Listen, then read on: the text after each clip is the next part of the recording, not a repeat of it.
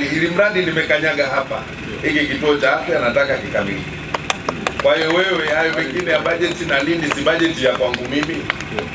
Nyie si kazi yenu kunisaidia mimi. Kwa hiyo utajua wewe itakapokaa, lakini hiki kituo cha afya kiletewe milioni 50 ili kifanye nini, kikamilike. Kama kuna kwingine itakuwa ziletwe kwanza hapa, kwa sababu mimi nimefika hapa, sijafika huko kwingine. Nitakapofika huko kwingine tutaendelea na hayo mengine.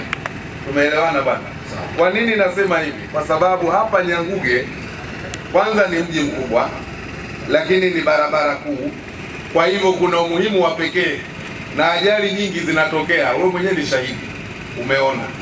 Pamoja na hiyo, ninazo taarifa kwamba hapo juu hapo Matela sijui kunajiandaa kuwa industrial area, na mimi nitumie fursa hii pia kuwaambieni nyinyi watu wa Magu, mkitaka mafanikio, hiyo industrial area hakikisheni inatekelezeka. Kinachotakiwa mwekezaji, bana PPP inaruhusiwa. Mwekezaji na nyinyi kaeni pamoja. Wananchi, eneo ambalo litachukuliwa na kutengwa, wananchi wasiwe na malalamiko.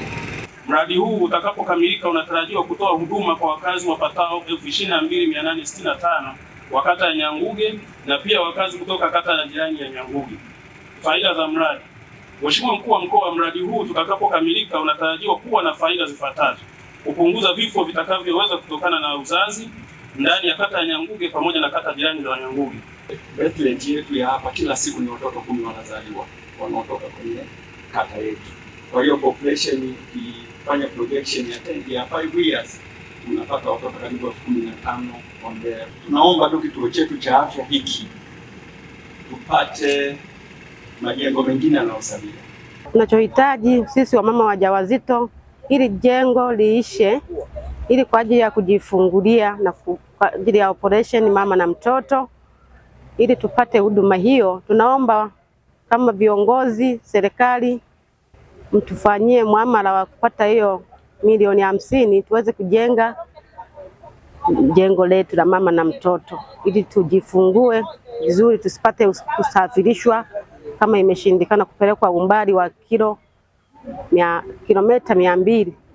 Mimi nahisi hili jengo likikamilika, wanawake sisi wa kujifungua, naona litatusaidia, sababu sasa hivi ukiambia operation mpaka uende Rugeye, Kahangara, Magu, lakini likiwa hapa si unawaishwa mapema.